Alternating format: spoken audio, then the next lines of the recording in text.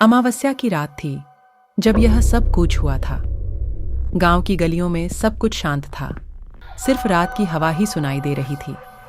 यह रात किसी ने कहा था, अमावस्या की चांदनी के रातों में भूत प्रेत घूमते हैं, और उस गांव में लोग उनकी कहानियों में विश्वास करते थे।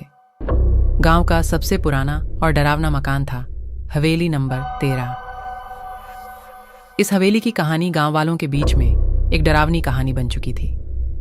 बहुत से कहते थे कि अमावस्या की चांदनी रातों में हवेली से अजीब गरीब आवाजें आती हैं।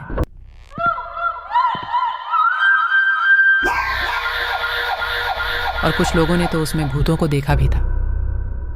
गांव का एक युवक अर्जुन ने अपने दोस्तों के साथ अमावस्या चांदनी रात को हवेली नंबर 13 की तलाश में निकला। अर्जुन थोड़ा साहसी था और उसने दिल से यकीन किया था कि भूत प्रेत सिर्फ कहानियों में होते हैं और उन्हें देखना सिर्फ एक मिथ है। हवेली के पास पहुंचने पर उन्हें एक अजीब सा सन्नाटा महसूस हुआ। रात की चुप्पी में उनकी कदमों की आवाज भी बड़ी गहरी लग रही थी। हवेली का दरवाजा धीरे धीरे खुला और उन्हें एक ठंडक से भरी ठंडक महसूस हुई। हवेली के अंदर घूमते समय अर्जुन ने धीरे धीरे एक गाने की ध्वनि सुनी। वह गाना बहुत ही सुरीला और आकर्षक था, जैसे कोई अद्वितीय संगीत हो। अर्जुन ने अपने दोस्तों से कहा, क्या यह गाना सचमुच हवेली से आ रहा है? गाने की ध्वनि के साथ ही हवेली के अंदर से एक सुंदर सी लड़की आई। उसकी आंखों में एक खास बात थी, वह बहुत सुंदर थी। वह अर्जुन के पास आई और हंसते हुए बोली, तुम यहाँ किस लिए आए हो? ये तुम्हारा घर नहीं है। अर्जुन ने उससे मिलकर अपना परिचय दिया और कहा, हम तुम्हारी आवाज़ सुन के यहाँ आए हैं। क्या यह सच है कि यहाँ भूत प्रेत रहते हैं? लड़की ने हंसते हुए कहा, नहीं, ये सब सिर्फ कहानियों का हिस्सा है। मैं एक गायक हूँ और इस गाने को हर रात गाती हूँ।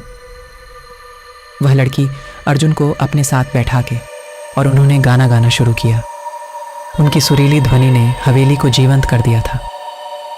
अर्जुन और उसके दोस्त बहुत ही हैरान थे और वे समझ नहीं पा रहे थे कि कैसे एक हवेली में इतनी सुंदरता हो सकती है।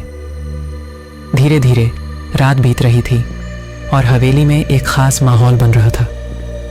लड़की ने अर्जुन से कहा, तुम लोग सिर्फ गांव की कहानियों में नहीं, असली जिंदगी में भी हकीकत देखना चाहिए। वह लड़की थी हवेली की राजकुमारी, जिसने बड़ी बीमा से हवेली को खरीदा था।